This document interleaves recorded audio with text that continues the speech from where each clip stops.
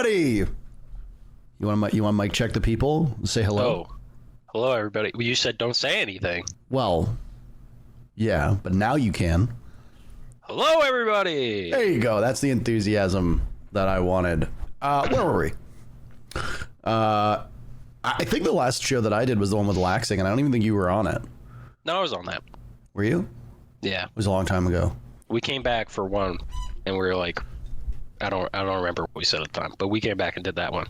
We had full intentions of doing it, and then your schedule changed, and then my schedule changed, and I was just like, this isn't going to work. Yep. I said this on the Reddit. I'd like it spoken into existence here. Okay. That if you cannot maintain a schedule, I will drive there, and I will physically kidnap you, and I will imprison you here in my office, and you'll be forced to do content like a content monkey out of my office. Okay. I will say, this room's obviously not very big. You've been here before. But yeah.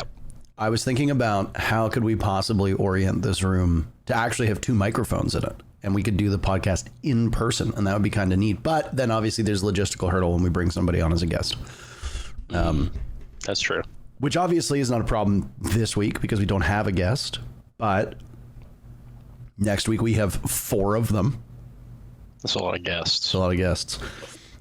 Harkens back to the days of when we would do the pre-major panel where we'd have one person from the main 4 regions. How many of those did we do? I think we did 2 or 3. I don't remember. Yeah, I mean, it was much easier during COVID times. Yeah. But now we are free to go wherever we want. That's true. You know, we took the vaccines, we turned into government robots. You know, it's all a psyop because birds aren't real. The earth is flat. I don't know, I'm sure I'm forgetting some stuff. Anyway, the agenda for today. We're going to start off by talking about the Manchester Major. It's obviously the event that just occurred. For those of you that are wondering, this will be uploaded on, admittedly providing I remember all the passwords. This is going to be uploaded on Monday. So the goal is that we're going to be live on Saturdays every other week. Due to the fact that my birthday is in a couple weeks and that you and I have kind of weird schedules over the next little bit, we're going to do an episode this week. We're going to do an episode next week, which is the one with Beast Coast, which has Fett, Gunner, Diffuser, and Hot and Cold joining us. And then we're off for 2 weeks. And then we come back in July, and then we'll do an episode, and then we'll take a break for 1 week, and then we'll come back, and yada, yada, yada. Much more manageable, right? We'll see. Will you get a better microphone? It seems much more manageable. Will you get a better microphone? That's the question. Put me on the spot here. Probably not. No. I mean, Chad, this is a good time to say like and subscribe. It really helps us out. Every like is $1 for Troy to buy a microphone. That's not true. That's not true. That's not true. So I suppose like it is. How have you been? It's been quite a while. You are back in your own digs, no longer in Las Vegas. Yep. Doing good. You literally like just saw me. We got back to Toronto together. We flew on the same plane from Manchester, except you were farther back. Yep. I was in the very front row with the most legroom I've ever had on a coach / economy seat. And I sat next to an older lady who was very chatty. Oh. She, good pair. I was not interested in talking. Really? Yeah, I was very tired. Well, if you think about it, we went obviously to the after party together, and then we hung out for a while. I didn't go. Oh yeah, that's right, you didn't. No. That was the night before when you, Lynx, and I stayed up till like 6 in the morning. Yes. Yeah. That night, yes. That was fun. It was a good time, yeah. Yeah, it wasn't bad. How did you overall like Manchester? The city? Let's start with the city, and then we'll talk about the event. Well, so I think I got to do more in Sunderland than I did in Manchester because we boot camped at Sunderland. Right. Which I enjoyed, but it's like kind of like a sleepy, like low key kind of town. Like not a lot going on, but it was nice. Very, like could walk everywhere, places to eat, all that. So it was nice.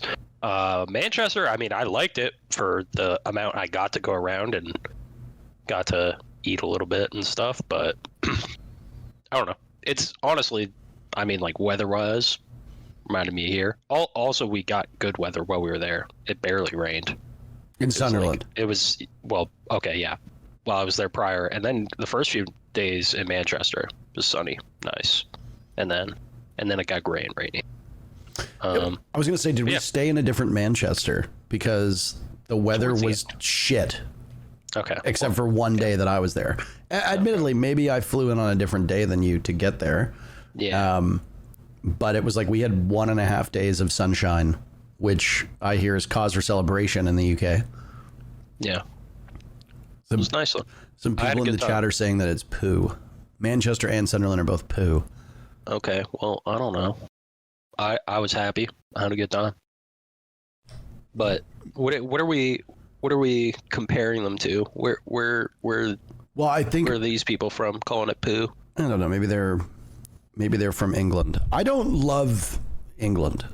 I will say this. Number one, it was beaten into me when I was but a boy, as all my family is Scottish. Mm-hmm. And I have no choice but to hate the English. It's like when you're from Toronto, you have to hate Ottawa. It's like when you're from LA, you have to hate New York. Mm-hmm. You know, it's like if you're from planet Earth, you have to hate Florida. You know, like it's just that's how it works. But I don't know if I ever told you this story. The first time that I ever flew to the UK, I was in Poland at the time, and I was going to meet some friends who lived in London. And I flew into, I don't know, it was like Gatwick or one of the regional airports. It wasn't Heathrow. Yeah. And I just remember I get there and the border guard is like, "Where are you from?" And I was like, "Canada." And he's like, "No, where are you coming from?" And I said, "Poland." And he goes, "Well, why are you in Poland?" I said, "I live and work there right now." And he's like, "Okay, do you have any like documentation that you live and work there?" And I was like, "No." I was like, "I can show you pictures of the flat I live in." And he's like, "Well," he's like, "My worry is that if you're not legally able to work there, what happens if you try to go back after leaving the UK? They're going to send you back here." And I'm like, "Man, I literally live and work there. I don't know what you want from me."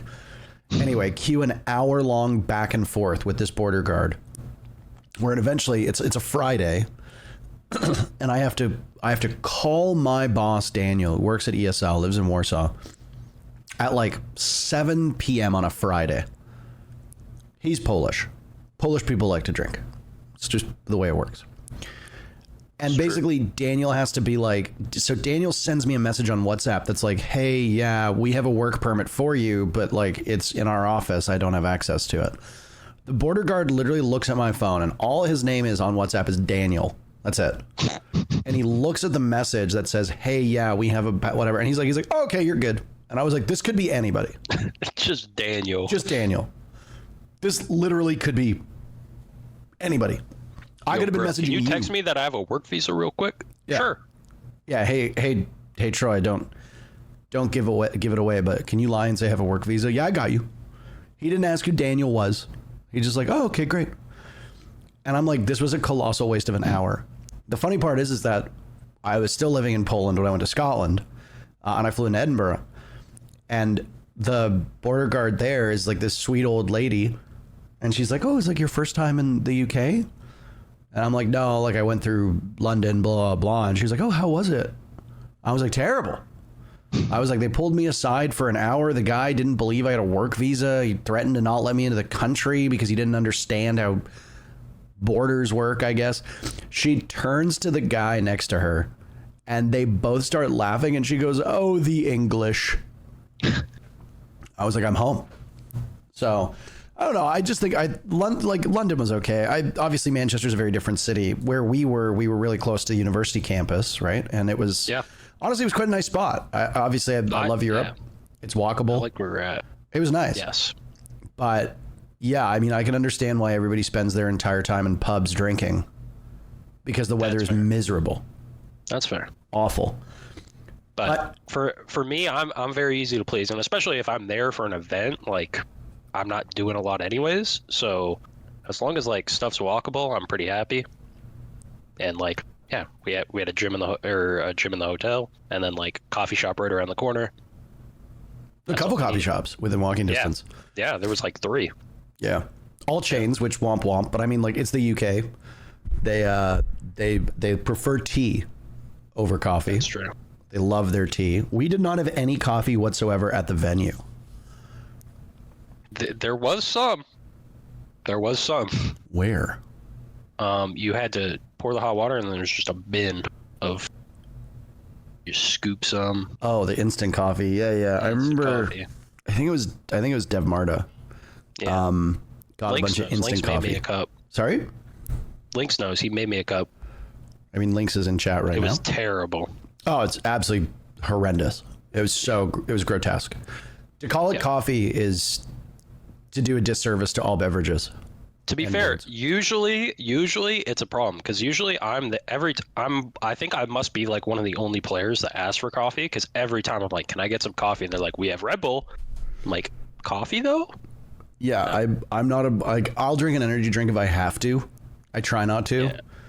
But I'm like, I'm drinking a coffee literally right now. Yeah. Like it smells good. It tastes good. People who don't drink coffee don't really get it. You know, like oh, wow, that is a giant jug. We are not sponsored by them. I am. Control doesn't pay me shit. Though I do find it funny that they've sponsored, I think, the last 2 or 3 events. Yep. I think since Atlanta. But there's no product. There was this event. I didn't see any. I was just we had them. We had Black Eyes cookies on our desk. I was like, man, I hear a lot about this stuff. I kind of want to try it. Can I sample some? And everybody's like, oh, there's none. Oh, we had some. You should have asked me. We had a Red Bull IV drip. We had the Black Eyes cookies. Yep. And then we had 2 different protein bars. We had the Lucky Charms ones and the peanut butter s'mores ones. I did try one. All pretty good. Because I think cookie dough protein bar though, that's the best one so far. Well, I mean, cookie dough is amazing in any way.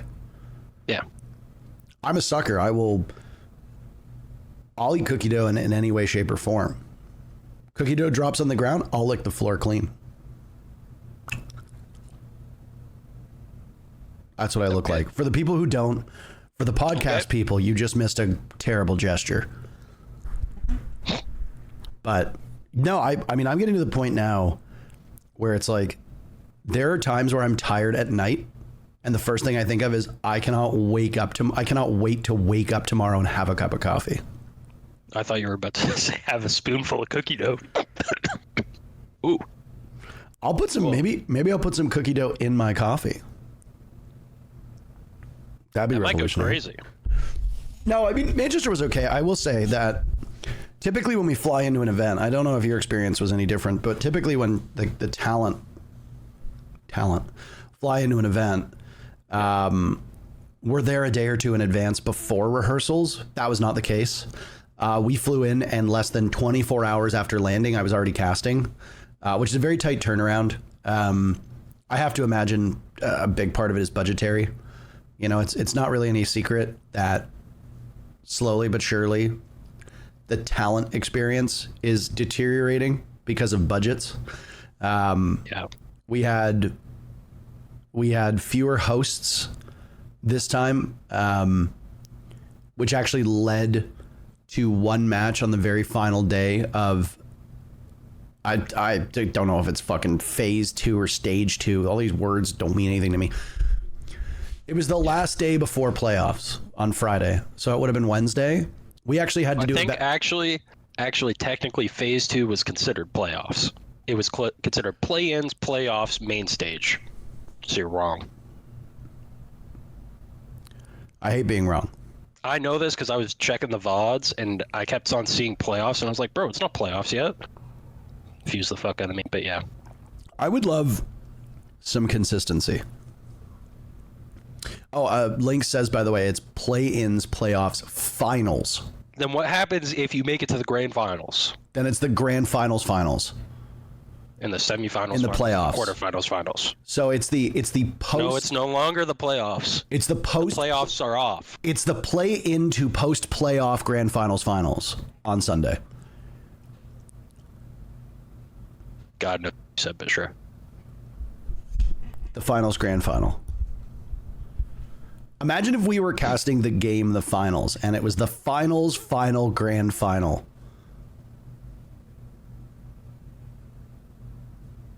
That certainly wouldn't get confusing.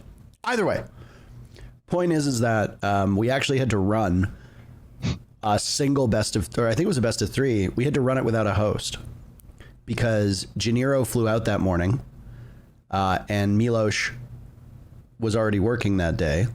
Wait, who hosted it? I remember you telling me about this, I think. I don't think we did it. I don't think we did a host. I think it just went to Ollie and Demo. It just went straight to the casters who had to do like their own desk segment. And obviously it's not great.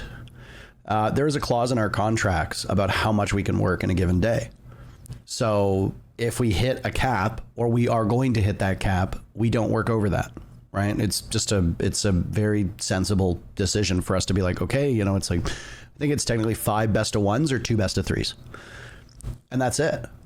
And yeah, so basically on the final day, we're like, hey, so there's 3 best of 3s today. Who's hosting the third?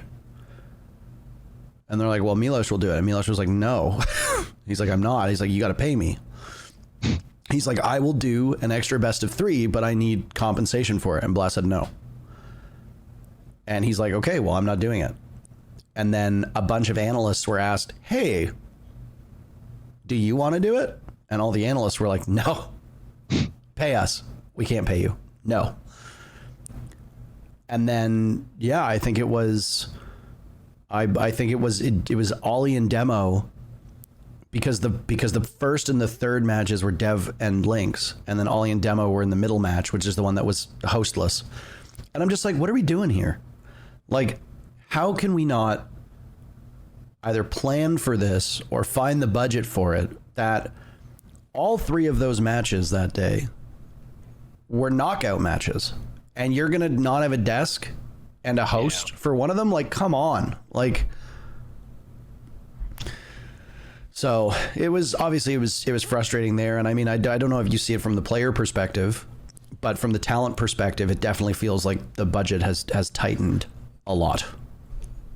I don't know if I notice it at events, but I mean, it's no secret that at least player wise, like orgs are all have budget cuts, right? So like, yeah.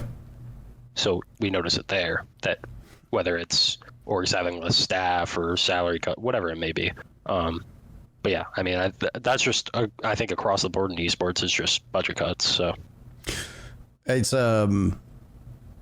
what esport org was it? There was a snafu on Twitter the other day about how teams are not getting paid for the off season.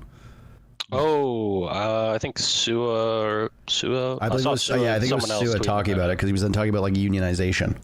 Yeah. I know that's the case for some orgs, but I don't know. I think it depends on the teams. I also think that probably depends on like the wording of it, because it could depend on whether or not they're practicing or if they have something to practice for. Like, for example, right now, teams are probably practicing for the Esports World Cup quals. So, yeah. So some teams are practicing now, even though technically it is a long off season. But you know, if you make that event, then honestly, you're practicing through like the entire summer up until like August. Probably is like your only potential month off. Yeah. Which, speaking of, I just want to address the elephant in the room for people that have been following the news, obviously, yesterday of the Esports Awards, going into a 3-year partnership with the Esports World Cup, which is bankrolled, funded by the Saudi Arabian royal family / government, which is their investment fund. I obviously posted on Twitter yesterday that when the news broke of the partnership and the fact that the Esports Awards this year will now be in Saudi Arabia, I resigned immediately. Golden Boy also resigned from the committee and had said that he will not be hosting the event whatsoever. I forget his name right now off the top of my head, but it's the head of PGL, which is another TO. He also resigned from the panel, and I've heard that there's a bunch of other people who are going to be putting in their resignations as well.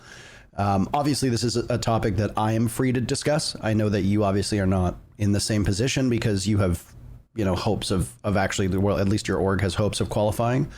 So for just like the sake of not wanting to get you in trouble, but also out of respect for, people that are working on it, even though I have my own opinions, I don't think it's appropriate for me to talk about on this podcast. I can do it on my own. And I'll be doing a bang on to actually discuss it probably tomorrow or Monday. Just because I don't obviously want to like land anybody else in trouble. And I certainly, if DZ is trying to qualify and you end up going, whether you want to go or not, it doesn't really matter. I think there's a lot of people who don't want to go, but they ultimately have to because the orgs want them to. And there's a lot of money on the line. The last thing I want to do is like land you in hot water or put you in an uncomfortable spot. So, if people in chat are upset by us not spending time on the podcast to do it, they can suck it. They'll be fine. I can talk about it on my own because I am free to do so. But if the goal is for DZ to qualify and compete, then I don't want to put you in a weird spot. So, and Appreciate that. Sorry? Appreciate that. I just try to look out for you sometimes, The last thing I want to do is say or do something that comes back and, puts you in a bad spot. But, I will say this, just this one note I will make. I have privately heard from a lot of people who desperately do not want to attend this event and don't want to publicize it at all, but they don't really have a choice. Obviously this happened with Gamers 8 way back as well, where there were members of teams that didn't want to go and the orgs were like, you go or you get dropped. Yeah. And I will say that for people here that are going to potentially start torching, teams and stuff when people start getting announced to go, I'm obviously not going to the Esports World Cup, but I would urge a little bit of caution because there are going to be people who are essentially told, give up your job or go. And that's not an easy decision for people to make either way. So, yeah. Anyway, that's obviously the topic there just because it was in the news and you mentioned the Esports World Cup. But I don't know. Before we get back into Manchester, I guess this is a good time to talk. Obviously, they got rid of one of the stages. They got rid of one of the majors. Do you appreciate the longer off season? Let's say that the Esports World Cup wasn't happening and you just had like 3 months, 4 months off. Do you like that or is it too much time? That's a bit too much. It's a bit too much. Considering how little we have otherwise. Like, if the rest of our season was like, I don't know, like other games, like Counter-Strike, for example, where it's like tournament every weekend almost. And it's like, okay, it's kind of reasonable. Like you want to just take a huge chunk of time off because you're go throughout the whole year, essentially. But with the way we have it, I don't know. It kind of like, especially like, and it's happened to multiple teams, right? It's like you don't make one of those events, you don't make multiple, and it's like most of your year is off season. Yeah. At that point. So, yeah, it kind of sucks. I will say, I think they added for Element 3, I believe it's called. I saw Element 2. What happened to Element 1, and now why is there a third? That's the question I have. I think that's just how it's going. When you think, I think it's Element 3 now, but pro teams can play in it. It's Pro-Am. Do you think that Element 4 will improve upon Element 3? Or do you think it'll take Element 5 until we really iron out all the kinks? I'm not a numbers guy, but 3 is better than 2 and 1, I guess. Like there must be iterations here. It's Pro-Am now.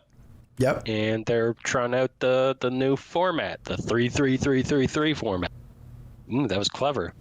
It's clever. The threes. Element 3. But it's 4 3s, right? Because it's 3-3-3-3. So it could be Element 4-3, and you can only watch in 4x3. I feel like we're onto something. I feel like we're making improvements here to the product. Good time to ask then, I guess, since we're on the topic. What do you think of 3-3-3-3 versus 6-6? I am a big fan of it, and I'm a huge fan of the halftime timeout. You missed that part, didn't you? Yeah, I didn't see that. Is that just once the 6th round so hits? Basically, there's just a timeout for both teams, which like that's a thing in Counter-Strike. Yeah, I'm a big fan of it. I think it's really nice. Obviously, it's a little weird because you kind of already went back and forth between sides, but I still think the idea of it is good. Because like that's a natural time to like want to reset and have a new mindset kind of going into the second half. But yeah, I like it. And I like the fact that it gets rid of like how impactful side choice can be, with it no longer being 6 straight rounds. Obviously that's, like entirely a mental thing. Yeah. So, a really good team should be able to kind of negate that, but yeah. Super, by the way, who's in the chat, said that the rotation starts over. Oh, yeah, I think it does. Some dickhead is blowing their horn outside of my window. Yes, the rotation probably shouldn't do that. Yeah, but is there a way to check that? Because I don't know if you saw, but I believe it was Jesse Chick, tweeted saying that with the way the rotation works, it's probably not going to fix the issue. You're probably still going to see like the same 2 bomb sites just over and over and over again. So I think that depends. Like the example he used was Oregon defense, right? He did like a team going basically like laundry twice and then dorms. Yeah. Which I will say, if you lose laundry, that's probably going to be the case. But for example, if a team wins laundry, loses dorms, and then they have a 3rd round, decent chance they go meeting, not dorms again. I think it depends on the map. Like there's some sites like laundry where like no matter what you're going to run that back at some point because it's such a strong site. But dorms is, I think depending on the team, is a bit iffy, and teams might be less inclined to run that back.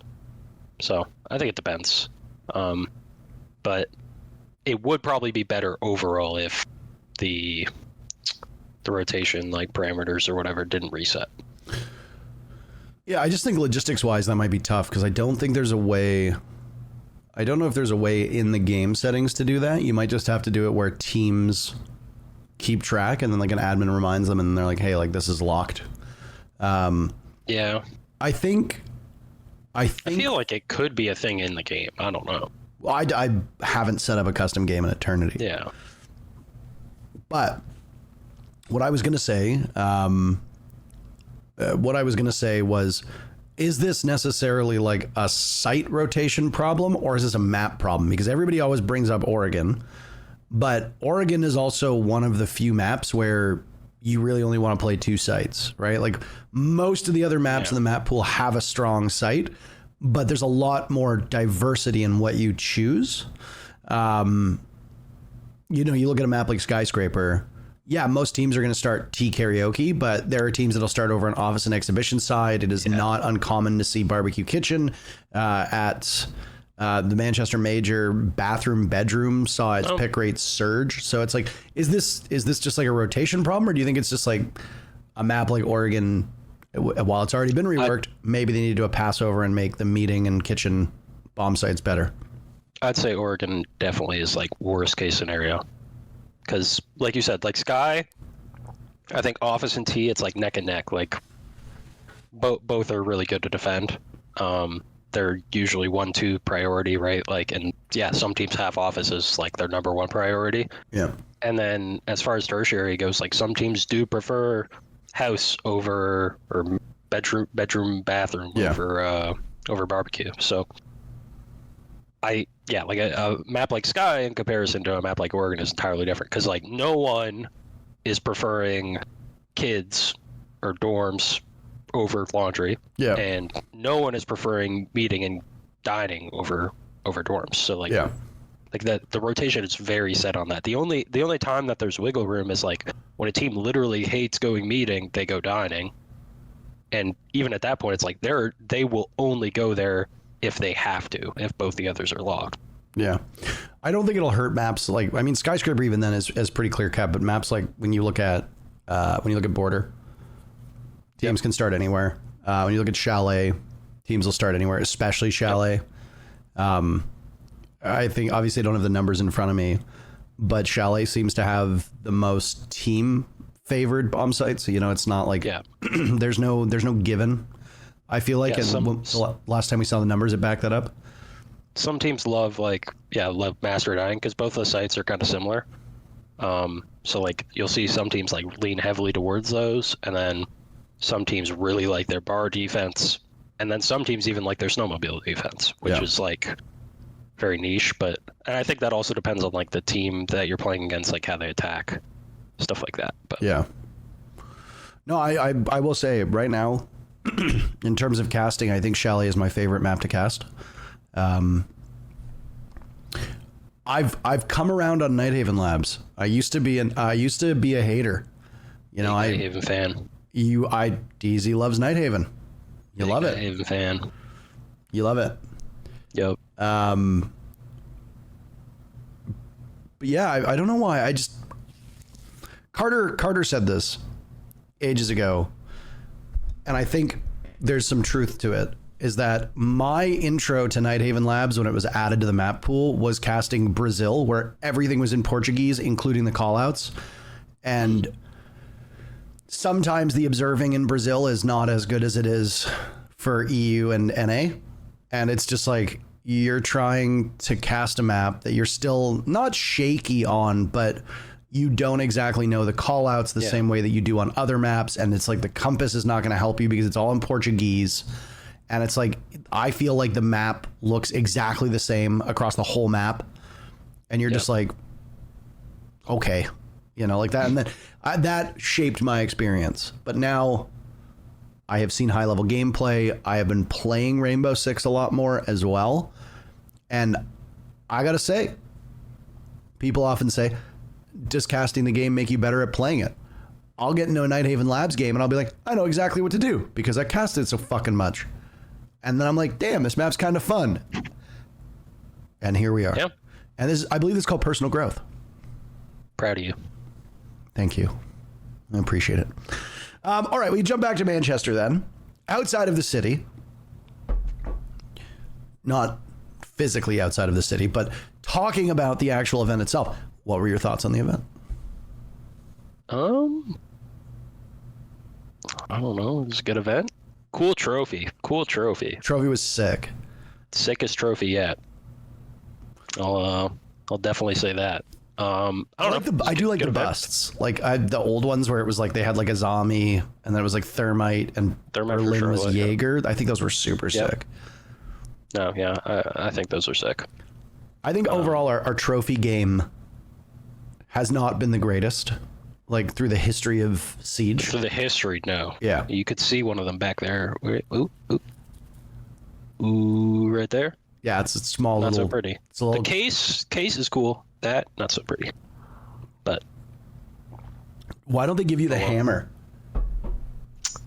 That's a good question. Actually, I think you can see right behind it, right there. There's a little baby one from the first SI. Is that the one that like sat in the little?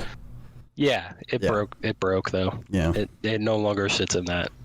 So people loved it, but I think one of the worst trophies we ever had was the Riot Shield. You didn't have to lift it. You didn't have to lift it. Yeah, G2 did. Yeah, I remember. I don't know if you forgot. Oh, okay. Thanks. Appreciate the clarification. I didn't like it. And the first Copenhagen trophy, the giant cracked just a big chalice.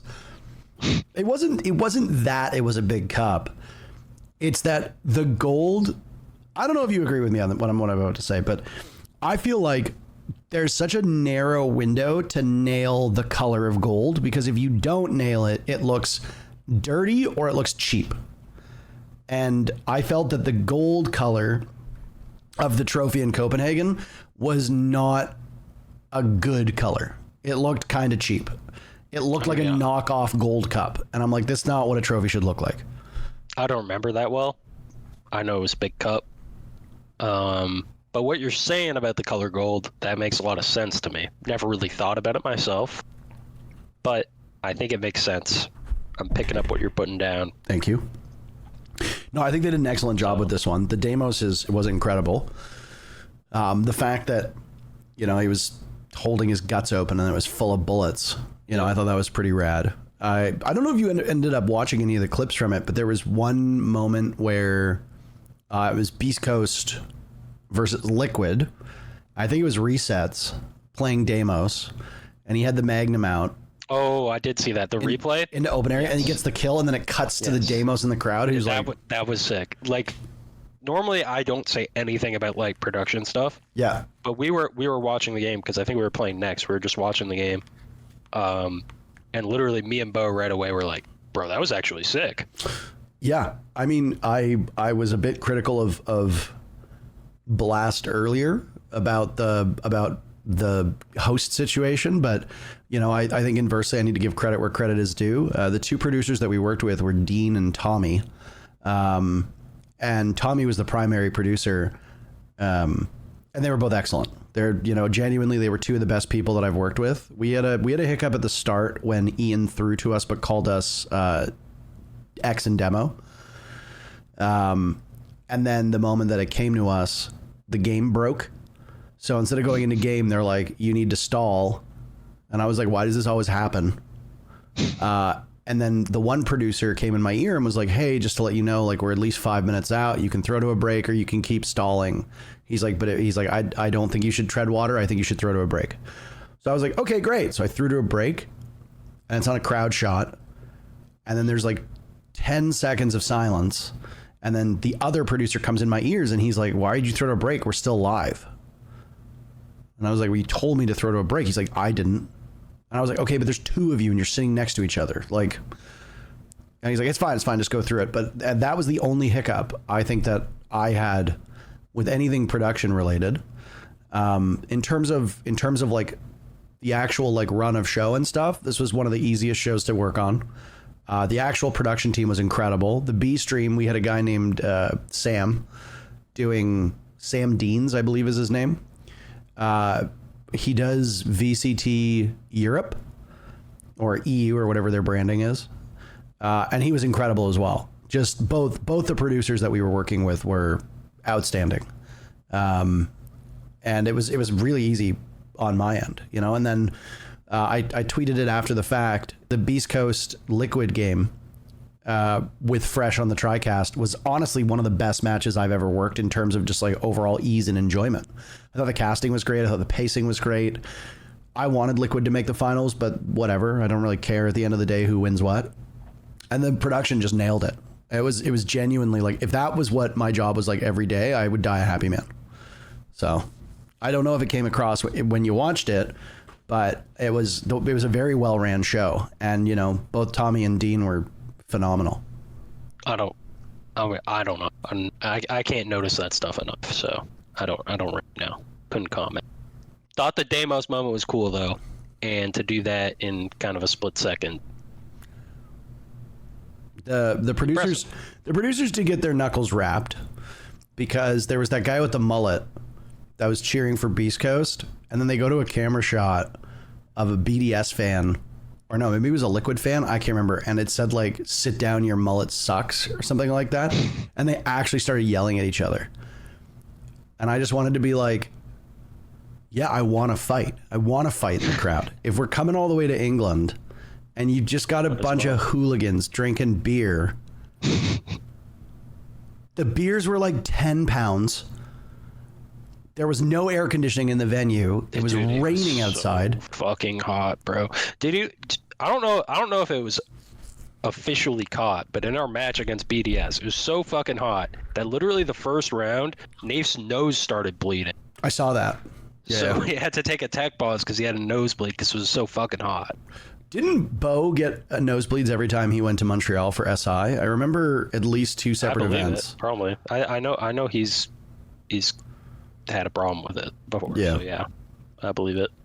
I mean, this is an EU problem.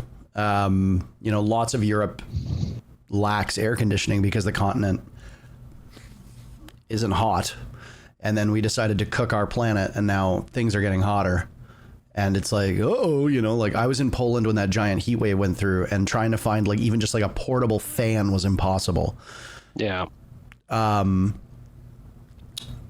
But that venue That was like hell on earth. That was so hot. And so production, where I sat for most of it, which was right behind the stage, production was in like its own part of the venue. You walked past production when you walked to the stage a few times. Yeah. It was air conditioned. Obviously it has to be, you've got all that tech in there. It's going to get hot. You need to make sure that stuff doesn't overheat. So it was air conditioned. So I just sat there the whole time, and you know what? It was actually wonderful. But then every now and then I would be like, I really want to get the real experience. I'm going to go sit in the crowd, and I'd step out from behind the black curtain and into the arena. And it would just be like, it'd go from like 16 degrees Celsius to 50 degrees Celsius. And it just smelled like a gym bag. And I was like, nope, back in I go. I think it was after the first map of the BDS match. It was actually, we went, like, it's so fucking hot. We got backstage, and like it's a bit cooler, and then we saw where the casting area is, and like Carter was standing there, and we just went to stand there because at least it was cooler. Or like literally, I said to Carter, I was like, "Can we stand here? Because it's so fucking hot up there, and like we need some fucking air." When we have them on next week, we'll delve into this topic a little bit deeper. But there was some, I don't want to say controversy, but there were some hurt feelings because apparently Beast Coast had asked permission to get fans to bring themselves for the stage. And we're told no, because you're not allowed props and stuff like that. But then they changed their mind. Yeah, they changed their mind apparently for the last day. I'm guessing it's the admins. I don't know. I just remember a member of Beast Coast came up to me and was like, it's fucking bullshit. Like, BDS went out and got fans this morning, and they've put all these little fans on the desk to keep themselves cold. We asked if we could do that. We were told no. And we just got told like 20 minutes ago, okay. And it's like, what?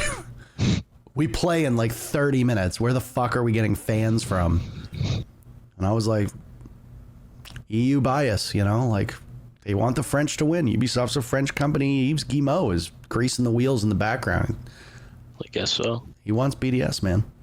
Yeah. Dude, shaking hands with him after, it, like, in fact, looked like he went through it, bro. That dude emerged from a sauna. I was like, holy shit, it's hot. And there was shaking hands. I saw him and I was like, oh, okay, fucking hell.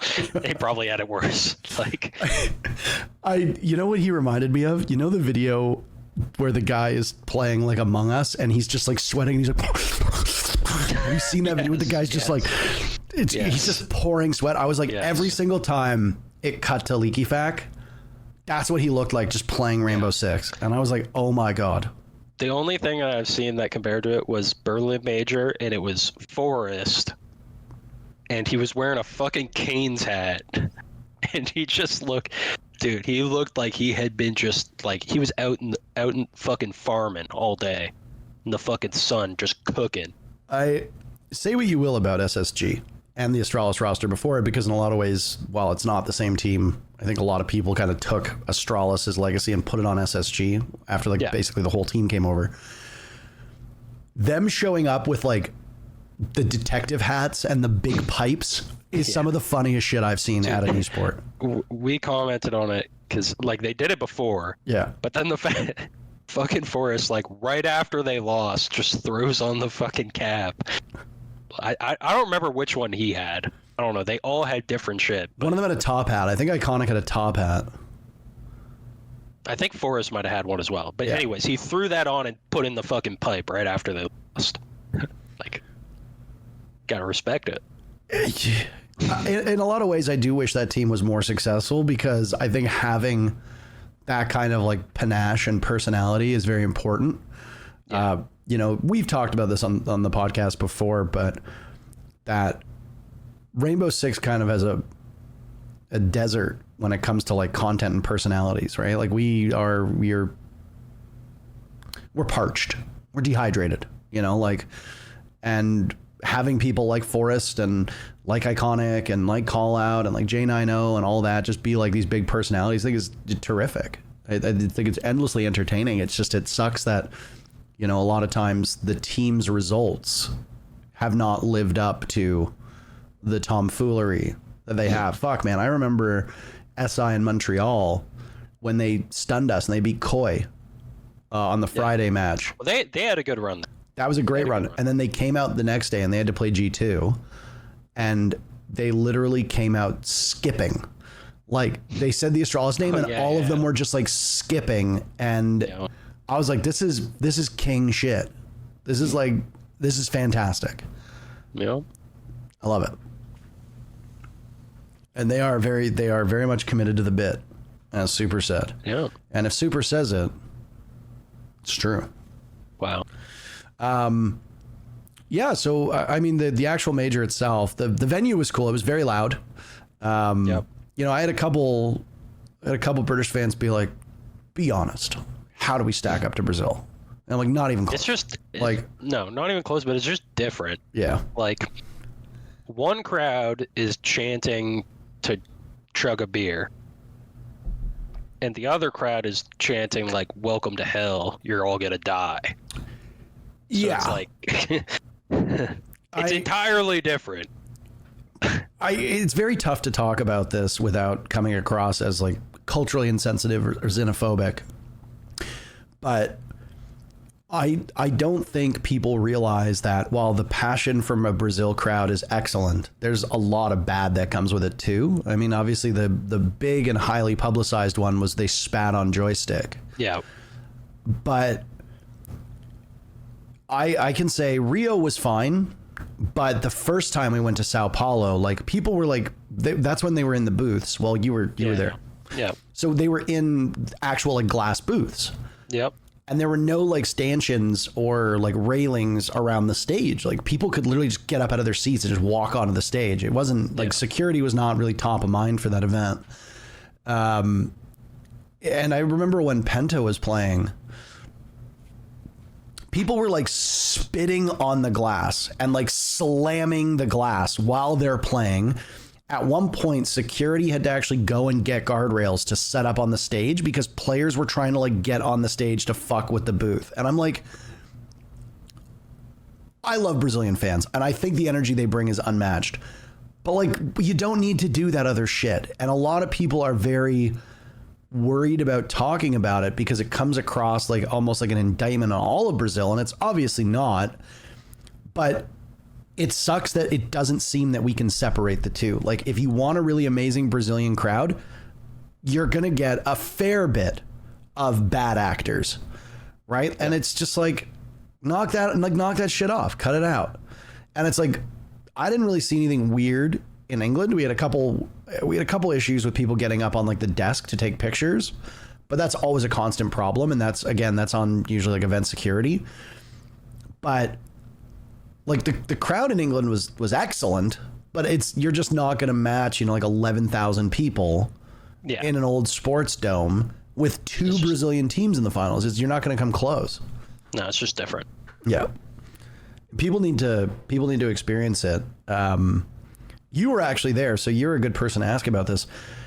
I think people were too quick to talk about the Sao Paulo crowd, and I think everybody forgets how loud the crowd in Rio was. Like there's like some Rio finals erasure going on here. I remember it being like, yeah, honestly, I don't know about just as crazy. I will say something about the stage being like in the center or whatever, the crowd surrounding it. Like, yeah, that just like it amplifies it. Yeah, I mean, I think that's the way it should be. There's no reason. Yes. There's no reason for it to be, other than obviously like event logistics. There's no reason for it to be like all the way at the back, like a concert.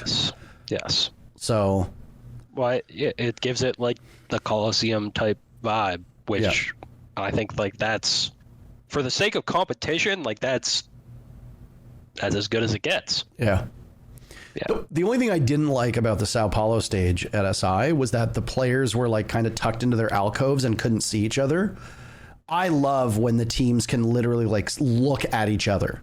I think that's great. Oh yeah. I do think that's cool.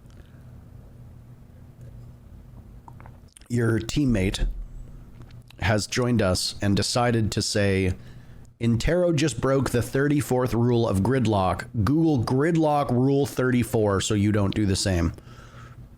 For the record, do not Google that. It's pornography. Don't do it. Do not Google it. But I mean, I will say the English crowd was excellent. Like I thought the event was great. It was very, very loud. I like that they kind of approached it like a soccer pitch, or a football pitch where all the fans were on like different sides. That's something that I kind of want to see like moving forward, is where obviously this won't apply when there's an overwhelming favorite, but yeah, it's cool to see the crowd like evenly divided. Yeah. I think that's really neat. You know, to actually have like to be surrounded by supporters instead of just like people randomly sitting in the seats. But I do kind of worry because the SI crowd at 2020 was awesome. But I don't really rate the Montreal crowds that much beyond that. And I'm now worried that we've gone from Brazil to Manchester, and now we're going to go to Montreal, and I'm worried that the Montreal crowd is going to seem very dull by comparison. It's also Montreal, like, not SI. So, yeah. Yeah. I mean, I definitely think it's definitely not going to be. I don't think it'll be as good. I mean, obviously, I can't leak the details, but I know where the venue is. I can't confirm if it's Place Bell or not, but I can say that I am hopeful based on the venue that it will lend itself to a louder environment. But obviously it depends on who shows up. You know, like North America doesn't exactly have a great track record of being like a vibrant crowd. You weren't there for this one, but the Tokonami crowd was deafening as well. Yeah. You know, like we went into that event basically being like warned actually by a couple people who work for like Ubisoft Japan, and we're like, Japanese fans are typically like quite quiet. They're quite respectful. You know, they're probably not going to be that loud. They're probably not going to cheer that much. They're going to clap and shit. And then they like blew the roof off the building in the very first match. And I was like, oh, okay. You know, and Milan was very loud as well. I'm sure, you know, I don't know if you really heard it that much, but the venue in Milan was also very odd. It was very like, I don't know. It was very spacious for the amount of people. Like there was a lot of empty space. I don't know if it was just poor ticket sales or what, but it's like you could have easily crammed like another couple hundred people into that venue. Definitely could have. Yeah. Definitely could have. Yeah, I don't know. The Milan crowd was good, albeit just it was very small. But I think it really helps when you go to a place that doesn't like have a favorite team. Like we got lucky in Sao Paulo. And obviously, like it was kind of like a perfect storm, right? Like we had the two best teams in the world, both of which are Brazilian. Yeah. You know, you have the upstart and FaZe that have been looking to try to actually win something, but have been in the shadow of, you know, the most dominant team we've seen over the last year. You know, they're looking for their first SI. You know, they're looking to, you know, cement themselves, finish the dynasty or start the dynasty, whatever. And obviously it's in Brazil. And then we get an amazing match, and then we get that incredible fifth game. If it had been like G2 versus DZ in the finals, there would have been 1/10 of the people in that building. It wouldn't have been close, yeah. Yeah, and I mean, just go look at other esports. When Brazilian teams don't make the finals, Brazilian fans just don't show up. Yeah. So we've been really fortunate that all three events we've had in Brazil have had a Brazilian team in the finals. Yeah. Black Dragons.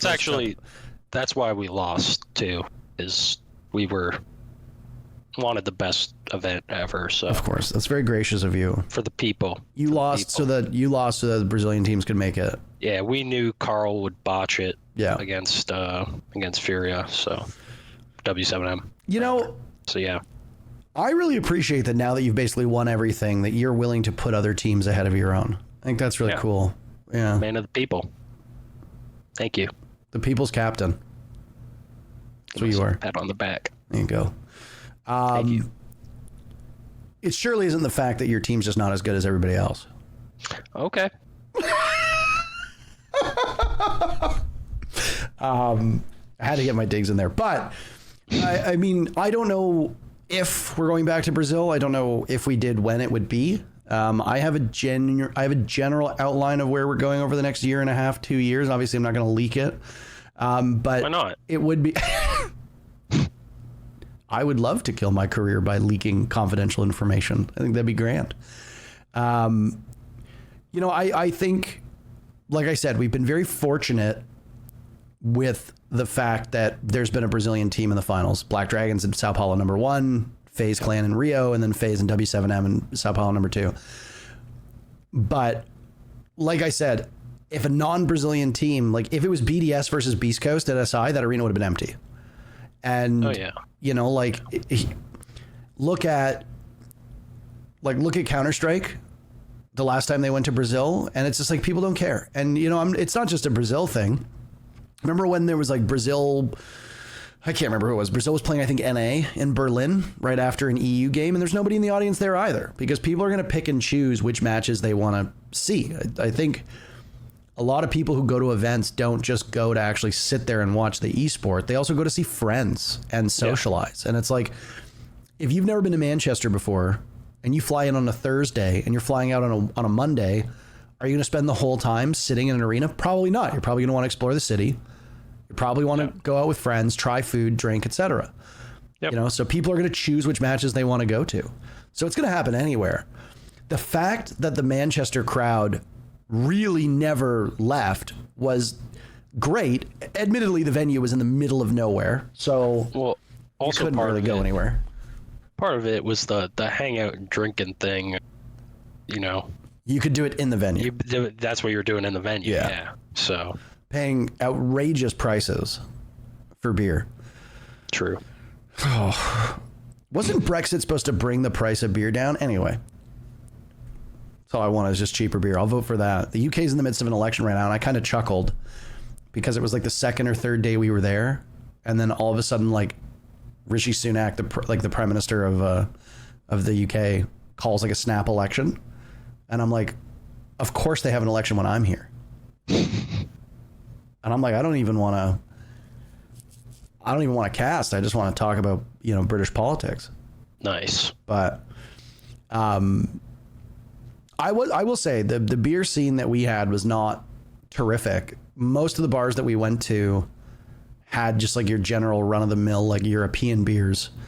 Which is, it's like, I thought the UK had like a proud tradition of brewing their own like ales. Aren't those like where the brown ales and stuff come from? Isn't that like, didn't they originate there?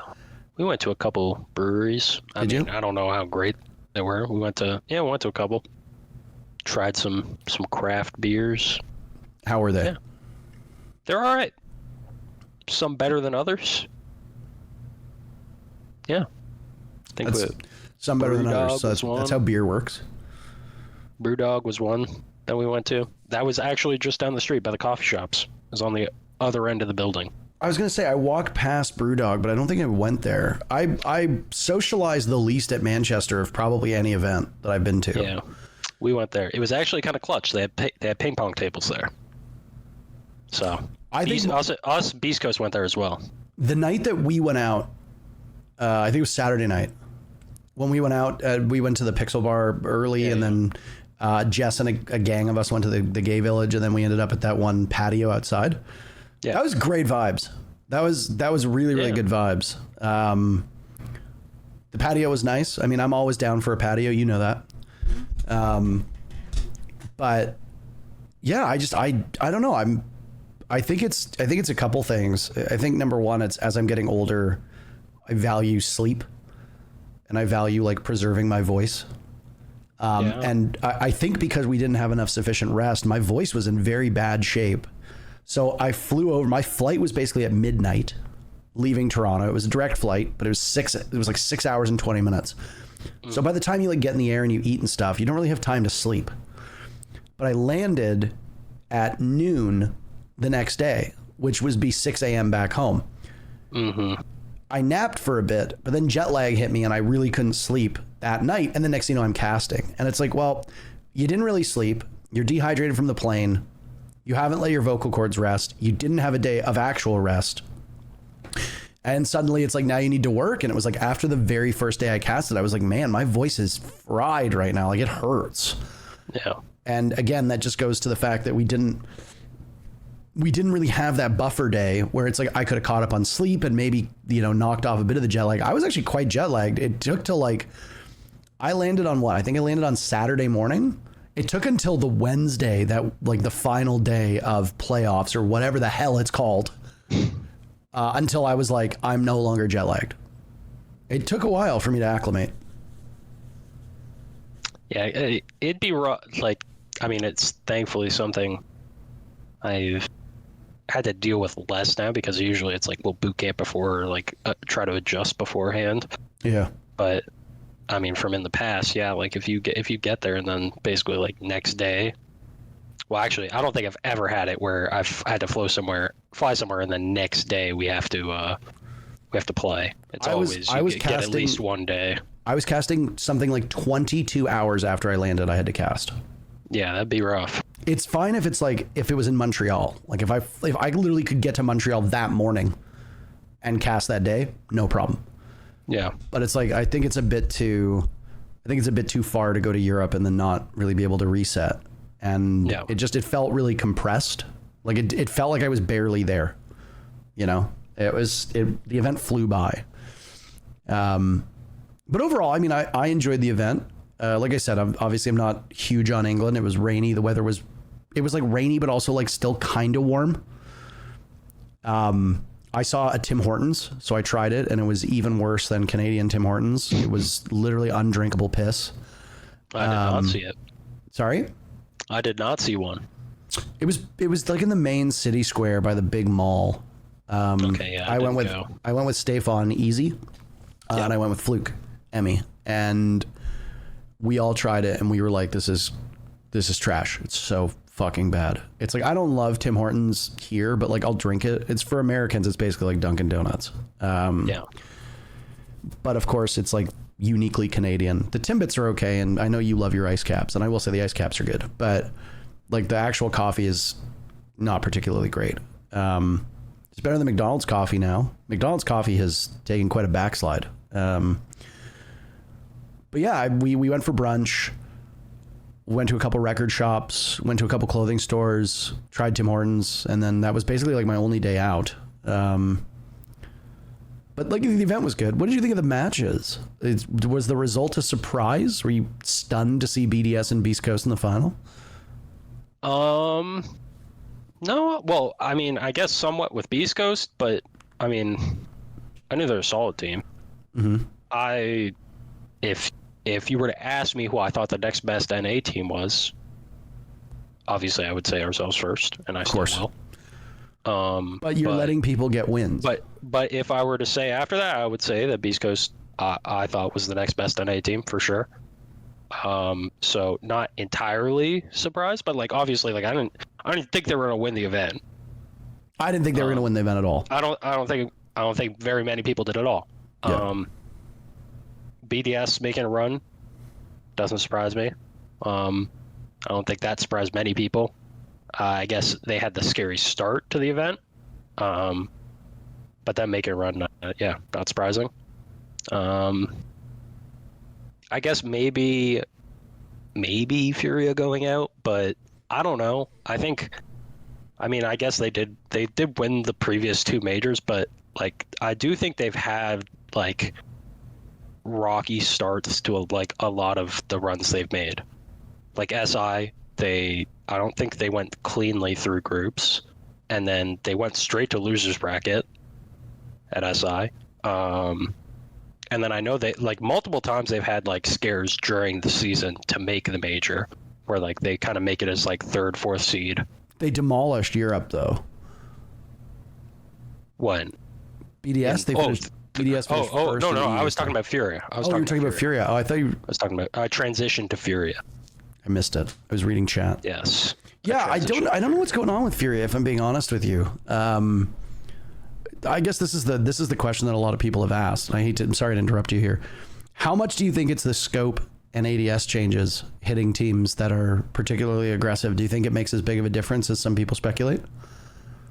Maybe. I don't know. I mean, I still think Furia is an insane team, so... Yeah, I'm not saying they're a bad team. Well, I don't know how much it is, because I don't notice the scope change in ADS that much, so it's hard to say for me. It's hard to like put myself into those shoes and kind of imagine it. Yeah, you're on shield duty now. Yeah, it's a great time. You having fun? It's a fucking blast. Are you being serious? I actually yes. I have so much fun playing shields. because I know it, like, you know how people react when they die to a shield, right? Oh, they're furious. Yeah, so and anytime I kill someone, like, you can't aim, so it's like the perfect operator for you. Yeah. And it's just like obnoxious, right? Like, I think I could go pro if I like played I could Shield. kill someone and smack them like 3 times, whatever, when they're down on the ground. Hit a little teabag. I'm safe to do that. Like, yeah, you can do whatever you want. It's a great time. Was it when you were playing Beast Coast, and just hearing you yell at them? Was it you yelling like bad, like over and over? No, I was yelling Matt. Oh, to hot and cold. I thought you were yelling bad, and I was like, no, that would have been something. Bad. No, I was yelling Matt. Me and Matt had a lot of back and forth coming in. We'll talk about that next week. He'll be here again? I'm sure that will be, yeah. I get to bring it up. There you go. But yeah. Just to give people a taste, how happy were you that Hot and Cold won a major? Ecstatic. I will say, genuinely happy for Gav. I think. You kicked him to the curb. Yes, we did. You shipped him off. You've met Gav, and you know as well as I. Gav's a great guy. Gav's awesome. Like, I think the whole team is cool. Just like the happiest, goofiest guy ever. So Gav went in like genuinely. I am happy for him. Obviously the language surrounding Beast Coast has always been interesting because I remember when Caliber Jacob called them a team of rejects on the NAL, and then got into a slap fight on Twitter with Slashog's mom. And I was like, maybe not the best way for these events to unfold. But while obviously people drew issue with the terminology that Jacob used at the time, I think that you can pretty up the language a bit, but I think ultimately the sentiment about the team is correct. Like, Beast Coast has historically been the island of misfit toys, and you just get these, I don't want to call them like spare parts, but it's like you get these like also ran players that don't fit their current teams that get shipped off, and then a lot of times the teams seem to lack a central identity. It would just be like a bunch of mercenaries brought together that couldn't either hack it on their teams or didn't fit on their teams or weren't happy on their teams. And the team itself, like the org itself and the team behind it, was quite mediocre, if not downright bad, for most of its history. The Beast Coast XSET game is some of the worst tier 1 siege we've ever watched out of NA. I have to stress NA because there's obviously bad tier 1 siege because of how many regions there are now, but also people have watched LATAM relegations from like 2017, 2018, 2019. Like, that's bad siege. But anyway, it was like the Gaming versus somebody that went like 3 maps and had like 2 hours worth of rehosts, and Flynn looked like he was ready to jump off the top of the building. Anyway, like I said, I think calling them like the island of misfit toys is very apt, because it's just like, it's, toys that weren't loved where they were, and now they found a new home, and everything's going well, and now the team has an identity. Yep. And I wonder how much of it is the players themselves. Obviously these questions will be answered when we have them on the show next week, but I do also have to wonder how the support staff does. Like, I know Fett gets clowned on for sometimes saying outrageous things on Twitter, but I mean, who doesn't get clowned on for saying stupid stuff on social media? It's all performative nonsense, and we all do it just to, generate outrage and impressions. But, like, that team very clearly respects and supports Fett, and, the amount of times where standing behind them, the team structurally was okay. They just needed their nerves settled down, or they just needed to be kind of motivated. And I think he's the perfect coach to do that. And, even the team said that after the fact, that, he did a good job of keeping people's heads in it. And there was one time where I think he took a timeout, and like the sole purpose of the timeout was just to talk to one player and be like, pull yourself together, it'll be okay, blah, blah, blah. I can't remember who it was, and I honestly can't remember what game it was, but it worked. And it's like, that's what you need. Sometimes your coach doesn't need to be a strategic mind. Sometimes you just need to be an adult that can kind of, keep the kids in check.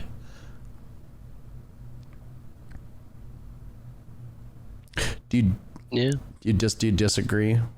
No, You're really contributing a lot. I don't know. I'm not on Beast Coast. I don't know what Fett does. I think the players already kind of played how they did, and that so like I think as far as like the strategic identity of the team and how they play, I think it was a good fit. I think he obviously selected a good group of players to play together because I think it does mesh very well. They're very playmaky. Like they all like to make plays and like try to rat around and hide and like do cheesy stuff.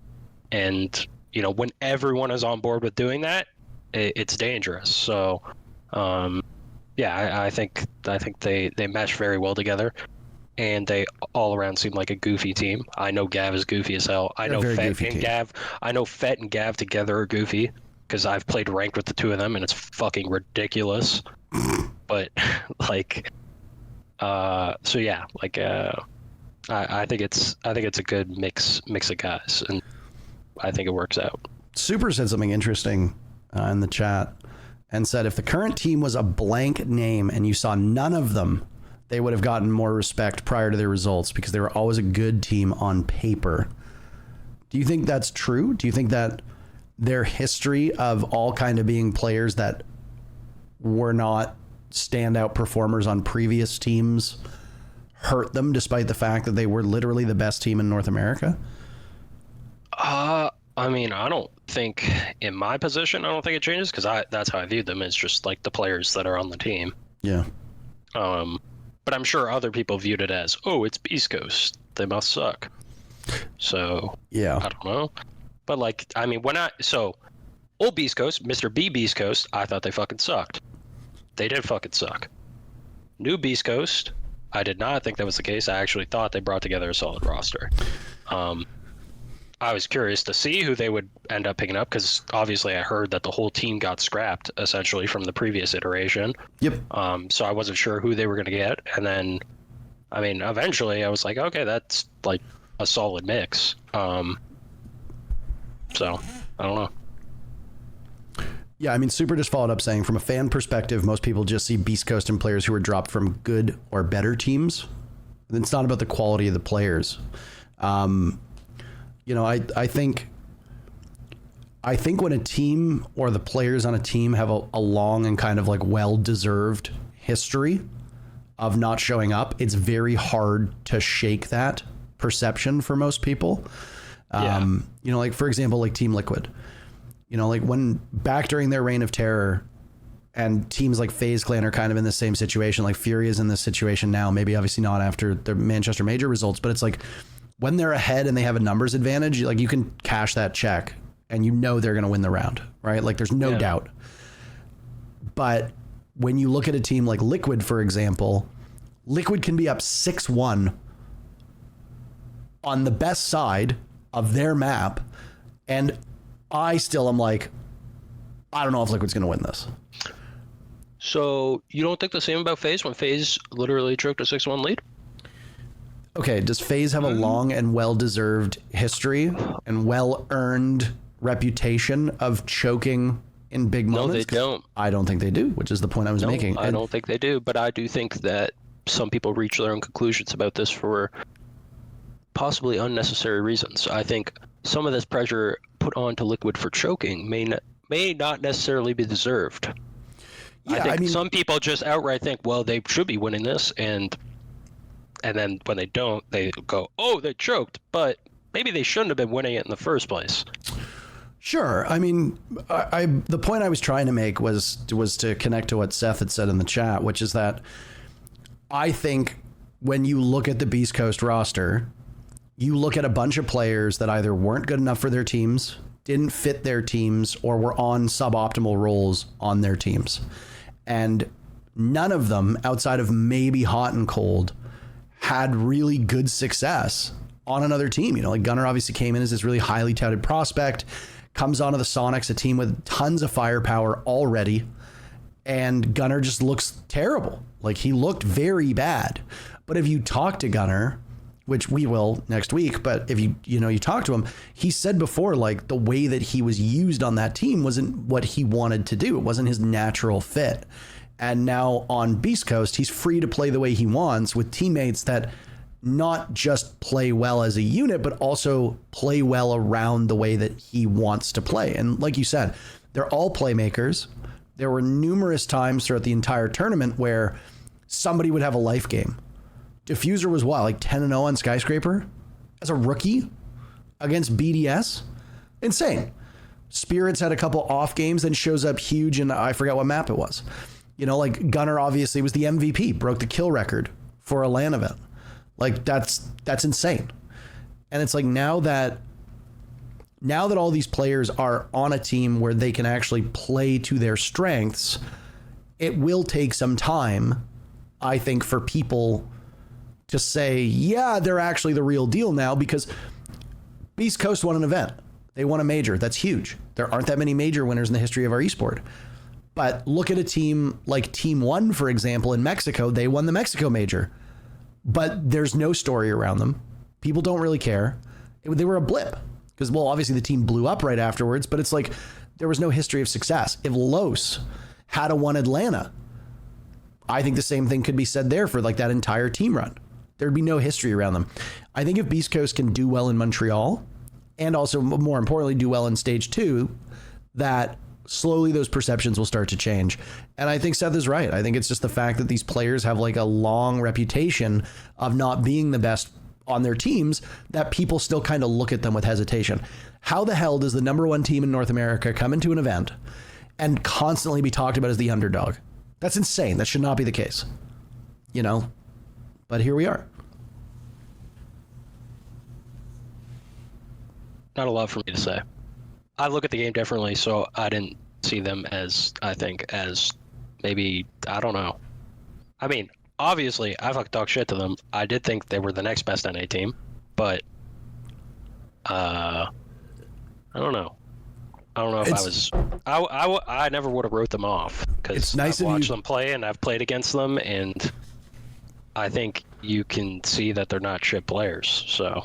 I don't think they're shit players. That's not the argument I'm putting forward. I'm just saying that... Well, like, I don't know. Almost like the perspective of like, well, they were some dog shit on these teams, so therefore they must not have been... Like, I don't even think Gunnar was that bad on Sonics. He was not good. I don't think he was that bad. I mean, I think like Seth said, he didn't fit into how they played. Like, again, he's like very playmaky, and Sonics is a lot more like... I feel like a slower team. Well, slow, structured. They might be different now, but like with Citizen and Grixer, like that team was a lot slower and like a lot more well thought out. So like Gunnar wants to instantly make a play. It's like it looks like, oh, what the fuck is that guy doing? But like sometimes it wasn't a bad play. It's just like he's in the middle of fucking nowhere with no help.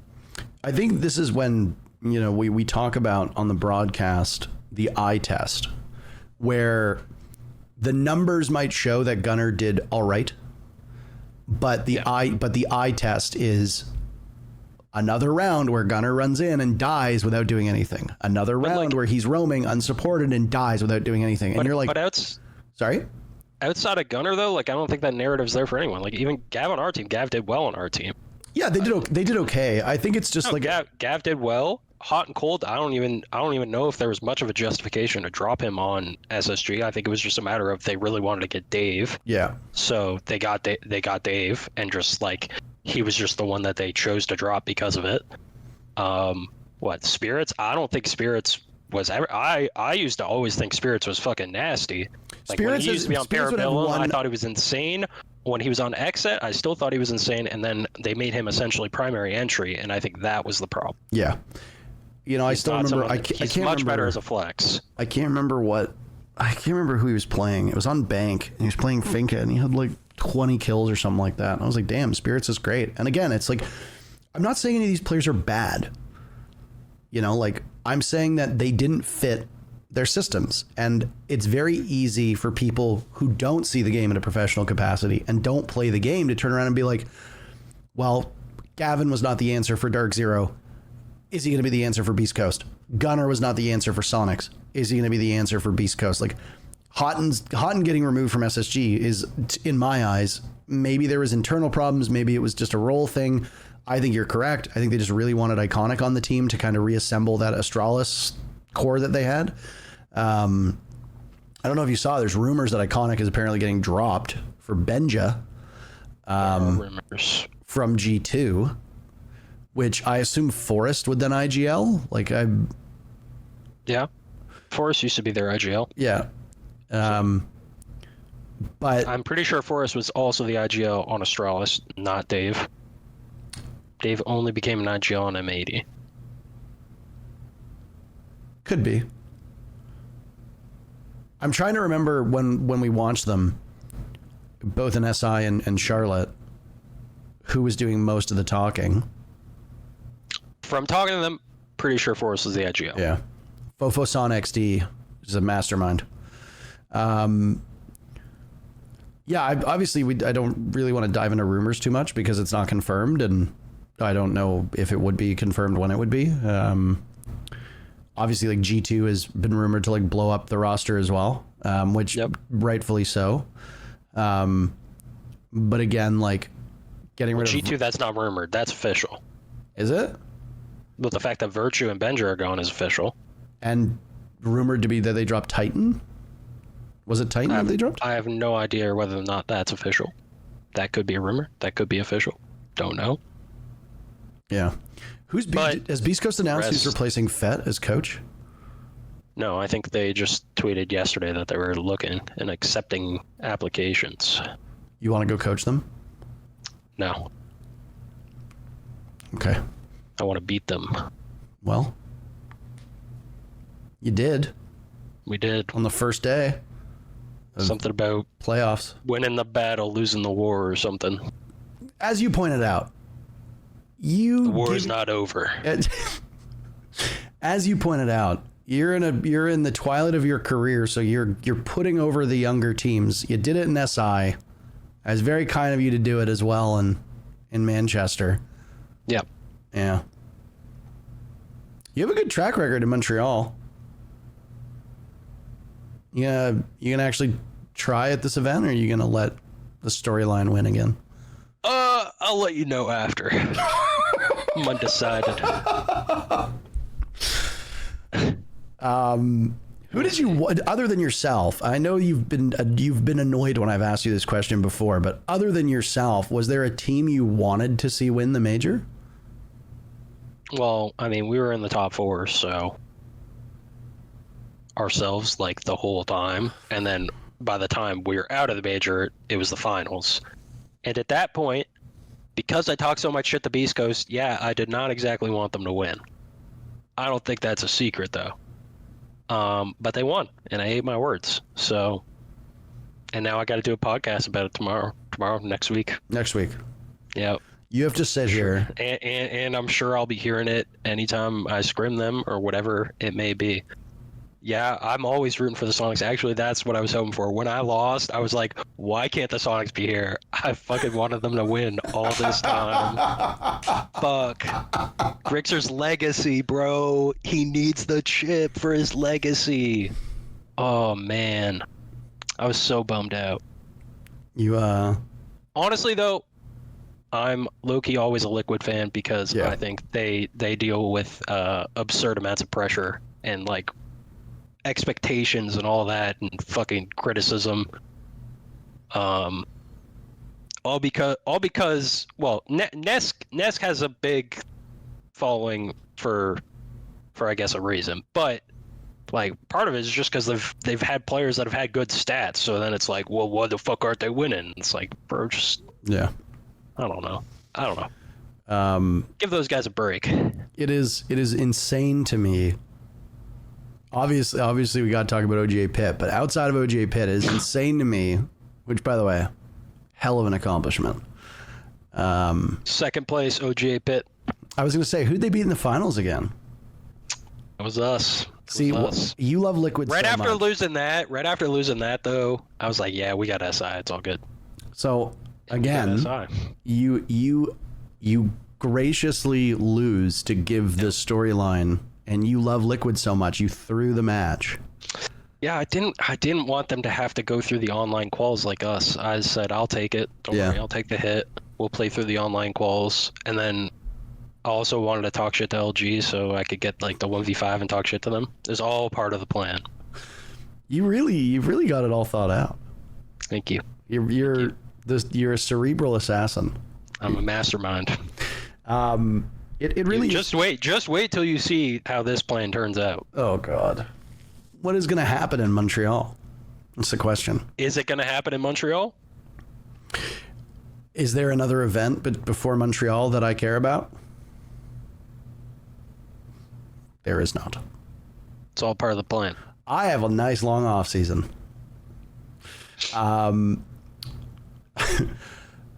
It is insane to me that we've had so many events since he started playing, and the only thing Nesk has ever won was the Atlantic City finals in 2018. And OGA Pit. Nobody cares about that shit. I mean, I agree. How was Croatia? Very beautiful. I've heard Split's really nice. Beautiful. That water blue. I obviously, I've said this many times before. I don't really care who wins. Naturally, I like to see you succeed because we are friends. I like to see Jarvis succeed when he played in. You also like to see me fail because we're friends and you can talk shit. So I like you losing more because it's like it provides me with more joy. There's more for me to talk about when you lose. That's nice. The gods have been good to me because they've given me a lot of ammo over the last 6 years. But you've won a ton. I mean, but I want to see you do well. I always do. As Lynx pointed out, all Lynx wants is for you to get into the top 8 just so you can hang out at the event. That's basically all I want to, just that you make top 8. That's it. And then I lose. And then you lose, and then I get my friend back. But like I said, I don't really care. Obviously, I'm usually cheering for the storyline. It's very seldom that there's a bad storyline. Like Furia versus Liquid, great storyline. Furia continues their domination, or Liquid upsets them in an unbelievable fashion. Good storylines either way, right? Then we casted Beast Coast Liquid. Again, great storyline. Liquid goes to another grand finals, or Beast Coast makes their first final with a rookie and Diffuser. Again, great storyline. You know, so for me, all I'm doing is hoping that we get the best story possible. And usually I want the team that also has the crowd behind it to do well because I want the audience to stay invested. Yeah. But I would like to see Nesk fucking win. Like, I just want to see it. Like, I want to see Nesk win a major or win a SI. For me, it's Palu too at this point. Yeah. Because they've both been in it for the same amount of time, and they've faced some devastation. Palu lost his parents. Yeah. Like, it's just made the grand final, that one. What? Made the grand final. Yeah. And what was it, Yantraping? No, where his father passed was SI. The SI right. 21, yeah. Yeah. And it's just like, I'm tired of seeing Nesk cry on the stage for the wrong reasons. I want to see him cry on the stage for the right reasons. And yeah. It's just like it. I will say I am very hopeful for Liquid's sake with Maya on this team that they are actually able to finally win something. I think this is probably the deepest and most structured roster that Liquid has had. Maya complements Palu and Nesk a lot, especially on entry, and the team vibes are really good. I'm a big Maya fan. Yeah, that dude, like, he's just, I don't know, you can just see it. He's a competitor. Yeah, like that guy loves it. Yeah, and I don't know, like I see him get hyped and I get hyped, and like I still got the same thing every time. He literally does the yes, and then gets also he can never get a new pair of glasses. Him and the Nike glasses. Yeah, go hand in hand for me. Yeah, I'm a big Maya fan. Yeah, it's had a bit of a knock-on effect. Like, Lagonis is back playing more comfortable roles as well. I actually talked to Lagonis quite a bit at Manchester, and basically just said, like, it took us some time. He basically said, like, it took us some time to get Maya, like, into the team and the rest of the team to understand, like, how to incorporate Maya correctly. And, you know, there were obviously I don't like to talk about gossip, but there were all of those rumors about how like Volps was extremely like toxic and was a bad teammate, and like the whole team was getting bad, and then like Paulu was getting bad, and it was just like everything was rotten. And then, you know, they got rid of him, and what was it? They like Hugzord tweeted out like the imposter is gone or something like that when Volps went back to W7M, and you know, it seemed to work for both teams. Obviously W7M came up short. They got stunned by E1, who then were dreadful. E1 were probably, I would argue that E1 were the worst tier 1 team at that event. They were very bad. They had a great run, obviously, through the last chance qualifiers, but like beyond that, like, or sorry, not the last chance qualifiers, the playoffs to get top 3. Yeah, they were the 2nd seed. Yeah, they had a great run through that. They beat Black Dragons, and then they beat E1. But man, E1 looked terrible, and now they're rumored to be making a bunch of roster changes too. Who did they beat? No, they beat Black Dragons and who? W7M. Oh, W7M. They you said stopped E1. W7. You said E1. That's why I was correct. Oh, sorry. Yeah. I'm checking. Yeah. E1 beat W7M to make the top 2, where then they obviously lost to FaZe Clan. But they effectively were the gatekeepers. Like W7M probably should have been there and arguably would have done better. I could have assembled 4 people with me and probably would have done better than E1. I would have channeled my inner Canadian and just played Shields. I don't think you could play Shields that well. You have no idea what I'm capable of. We'll see. But yeah, I mean, I obviously was hoping that Liquid would make a deep run, maybe Montreal, you know. I don't know if Liquid is competing at the Esports World Cup, but I mean, it would be not a great feeling for me if they won that, and it's just like, okay. Yeah. But, you know, it's whatever. It's not the payoff you want. Yeah. But, okay, we got about 15 minutes left. I think we've covered... is there anything else about the Manchester Major that you really wanted to talk about? No, I don't think so. So it was hot. It was very warm. So let's finish up talking about the balance changes. We'll start with Solus. Did they over-nerf her, yes or no? Murdered. They took her out back and they shot her in the fucking head. Yeah. I think it's way too heavy-handed a nerf. Yeah, not even close. It's fucking bad. No impact. The fucking scanner doesn't last for fucking long at all. 10 seconds instead of 20 seconds. And if you use it and you didn't fucking see anything, then you put it away. Now you gotta fucking wait again. And you can't use it in prep phase. I mean, I don't know. Are you back to Pulse now that you can't play Solus every round? We'll see. We'll see.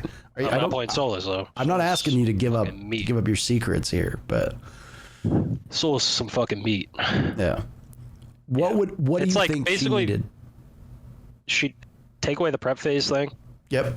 And then I think if you really wanted to hit another nerf, sure, take away the impacts. But like the fact that you basically can't get information out of her. All she's good for now is like if you already know the other team's planning, then you pull out the scanner and you can kill a guy planning.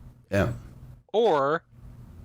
And like you have to get the timer right, because like if you're just like constantly pulling out your scanner, you might just miss the plant. If you pull it at the wrong time and then you put it away and then they start planning, now you're fucked. Bombs down. And then it's good for like if you want to check if a drone's on you, but like at that point it's like just look for the fucking drone. Yeah. Basically you can't gather in, like the ability to gather intel is gone. It's more just like counter intel. Yeah. Right? Check a room for a drone. Oh, there's no drone. Okay, I can maybe hide in here. I do think that's good though. Like I thought obviously she did too much, which is why she was banned so much and why she was played so frequently. But I mean, I agree with you. The only thing I disagree with is I actually like her keeping her impacts because I think it synergizes really well with her kit. Well, I think so too. I think obviously getting rid of it in prep phase is a no-brainer. I do not know why it took so long for that to be something they did. Like you literally could have just immediately been like, we're just going to do that and then just wait and see what the results are of how she does and then go on from there. Yeah. I'm fine with reducing the range. I always thought the range was way too far.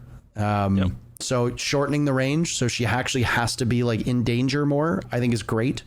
The fact that you could play like catwalk and rafters in clubhouse and like see everything outside was nuts. Like they obviously way too much power. Yep. So the fact now that it's been reduced is good. I think those two changes are literally all you needed to do. Maybe shorten it from 20 seconds down to like 15. 10 seems quite short, but I think that's it. And then just see. And if it doesn't really do anything, hit her with nerfs again. I just think they put her in the ground for, I don't really know why. Yeah, the timer like cooldown thing is the biggest problem. Yeah. I think like if that was unchanged or like maybe only the timer nerfed, I think she's still kind of playable, but like now she's like, again, like I said, like pretty fucking pointless. Do you think we'll still see her at all? I'm sure there will be some people that will play her still. Like not a ton, but like they might have like, you know, a play that they like to make that they have to play Solus for or something, like a rat play. But it's not like as universal. You're like a lot more all in on like making one kind of play or like trying to play one way. Whereas before, like the gadget was always good, which I mean, yes, she was fucking broken before. So yeah. You think we're going to see more pulses now, maybe more Valk than we already do? Or do you think they're just going to move away from that hard level of intel gather and just maybe bring a bulletproof camera or something and not play below? I think you'll definitely see like, yeah, more pulse, more Valk. I think you probably actually end up seeing more Valk bans because I think people that banned Solus before will just ban Valk now, probably. Yeah. Yeah, the pulse thing's iffy because like a lot of people just don't want to play pulse, and for good reason because that fucking gun is miserable to use. His gun sucks and he's clunky, right? Like yeah, he's a very clunky operator. Yeah, so I mean he's not bad though. So well, you love him. You can use him for some replacements, I'd say. Use Mozzie. Still wear the EG skin Mozzie pick rate will probably go up. I mean, obviously I hesitate to say this because I still have flashbacks to the mute Mozzie meta, but I like seeing Mozzie. Like I would like to see him find a place, and I don't know. He's great. He's a great solo queue operator if you're playing ranked. He doesn't really have much application professionally at the moment, but like I think he's still quite strong. You know, but I think he also kind of lives and dies off of like the same like Jackal, and if Deimos ends up getting nerfed, like the same thing where it's like unless they're kind of busted, most teams can just communicate well and bypass the need for that utility and bring somebody else. So, you know, it's like when Jackal came out, people were like, why don't they play Jackal in pro play? And it's like because they already drone and communicate. Like they don't really need him. And then you started to see him because smokes were strong and his C7E was like a laser and had no recoil. And it's like, oh, then you just bring him for the gun. And it's like also the early days where there were half as many operators. So I like Mozzie. I just don't like how he synergizes with some operators. He gets too strong, you know? Okay. Do you disagree? No, I don't know. Great. Mozzie's good. Mozzie's good. He showed up. Picked more. I don't think he'll be picked for the reasons that you're talking about, though. I think it'll be like a Valk thing, and like. No, I'm not saying you could use it in prep phase because some of your prep phases were already fucking free because you were playing Solus, and you could play Mozzie instead now and get a free game. No, I wasn't saying that's why you would play a Mozzie. I mean, I'm just saying like. I was saying two things. I'm saying that Mozzie doesn't really have a need at the moment, and in order to bring him back, because he does synergize well with some operators, usually he has to be a little bit strong.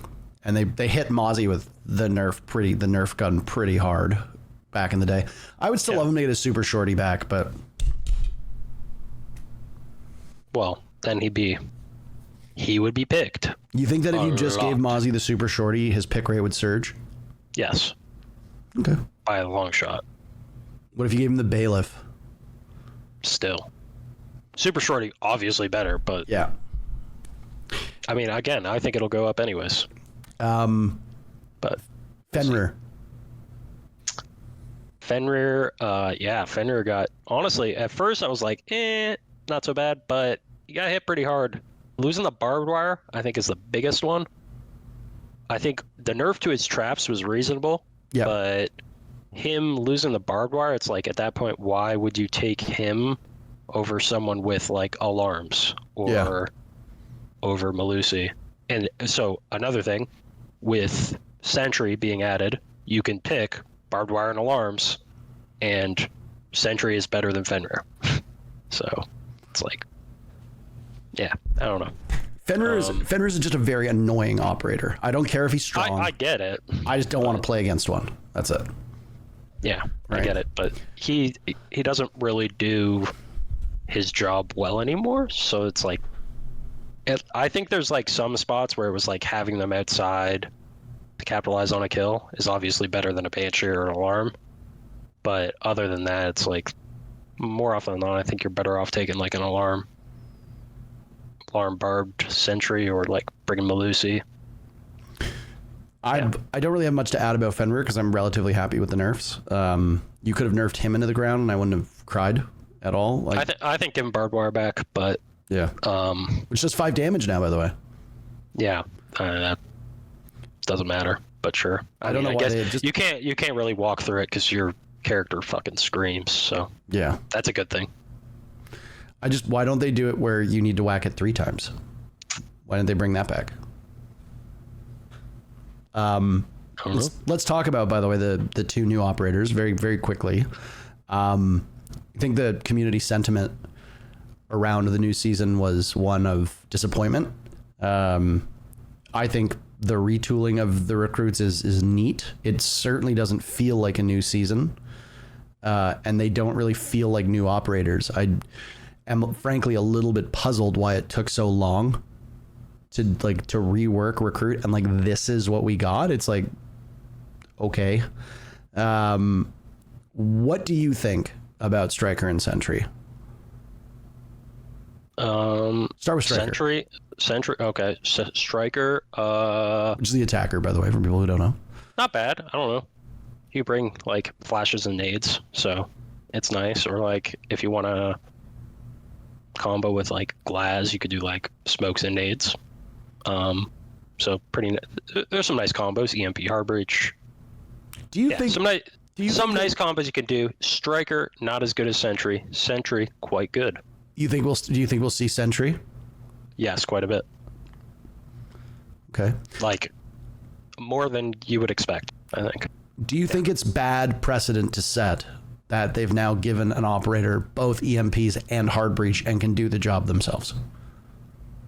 Because they've been pretty clear in the past that they don't like operators being able to do everything themselves. Well, I don't know. Do you think it's bad that Striker has both EMPs and hard breach gadgets? No. Just because the secondary hard breach is like, eh. Yeah. Like, it's good for hatches, but for a wall, not great. Yeah.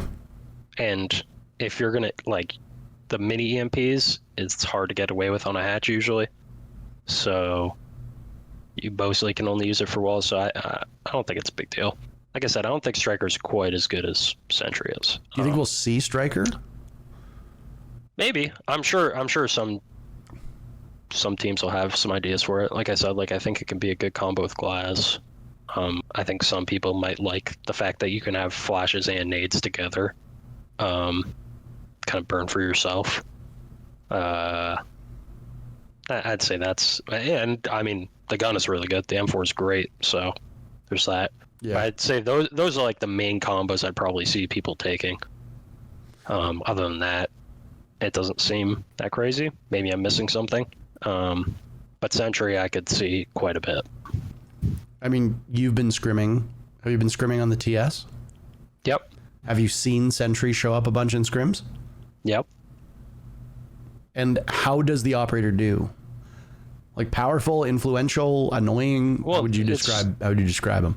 Well, or her? You don't really notice, right? Like it's just a piece of barbed wire and an alarm, but and a shotgun to do the setup. So like a lot of the stuff that Sentry does is like just part of the setup, and like you don't hit the alarm, you're like, oh, Sentry's so fucking stupid, man, this fucking alarm. Like, no, that's not happening. But like, they're played and they probably help setups get done. So yeah. What are the guns again? It's Mozzie's Commando and like the Thorn Jaeger Bandit shotgun. M80, M870, yeah. And then the secondaries are Super Shorty and CZ. So you take the Super Shorty and the Commando and you're basically Mozzie again. Yeah. Yeah. We're bringing them back.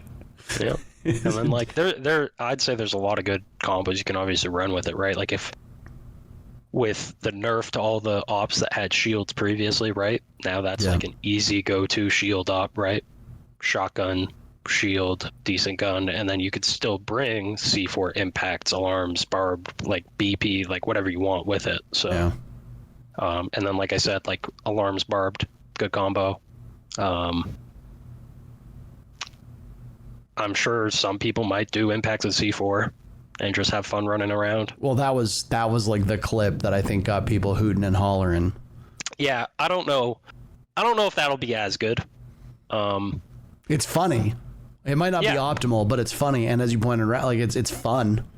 Yeah, I'm sure you could have fun with it. And like if things are set up the right way, you can get away with it. But yeah, some decent combos. Sentry's definitely better than Striker, though.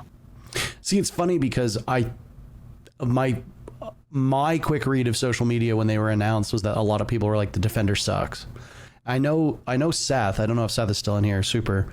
He had a take where he said one of them would be better than the other, but I don't remember which one he said. I'd have to go all the way back.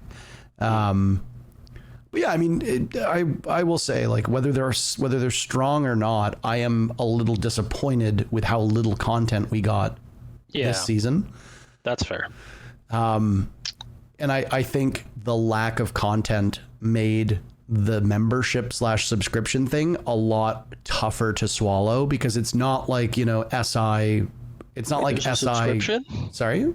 There's a subscription? Yeah. Have you not seen the membership thing that they announced? No. Are you joking? No, I'm serious. So basically they're doing like what Fortnite and a couple others do, which is where it's like you pay a monthly subscription to get access to the premium battle pass. Basically it replaces like the year pass that you used to buy. And yeah, so you pay monthly. I think it's like 10 or 15 bucks a month. I can't remember how much it is. But it gives you access to the battle pass. It gives you access to some perks, different cosmetics and shit. I can't believe you didn't know about this. I think it's awful. I'm surprised you didn't hear about it. I don't play ranked. Do you play the game at all? Do you care about cosmetics or anything? I don't care about cosmetics. Well, there you go. I run the Kicks Charm, the DZ skin. That's it. Which DZ skin? The universal one, because it's the only one that goes on all guns. It's not pretty, but I have thoughts about those skins that I will choose not to share. Yeah, they ain't pretty. I think it's. I will say I always get a kick out of your Kicks Charm, because I remember you used to run the Canadian flag charm on everything. I had a few combos I ran. I also used to run the toilet paper charm. Yep. Toilet paper, Canadian flag, EG. Yep. I think that was about it. Yeah.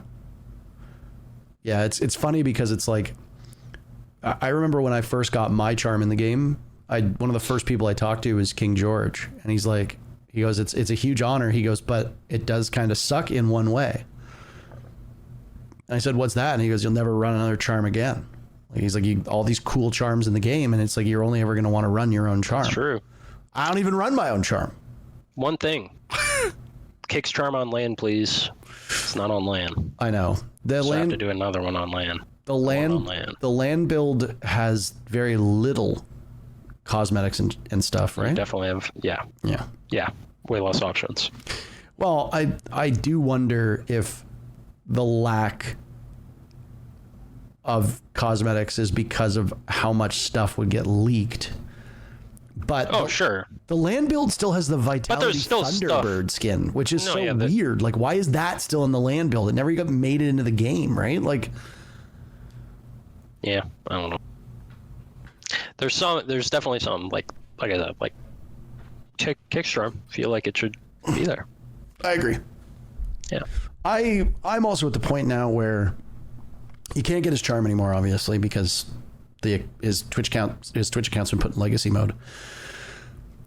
But the Kicks charm that they did during SI was time sensitive. Like it was only for like a week or something like that. Mm. And I'm just like, why don't they do an Icy Cat thing where take like his K with the star, which as far as I'm aware was never used as anything, because like the SI one was just like Kicks in like their little pentagon or whatever it is, and then obviously the Kickstar was his logo.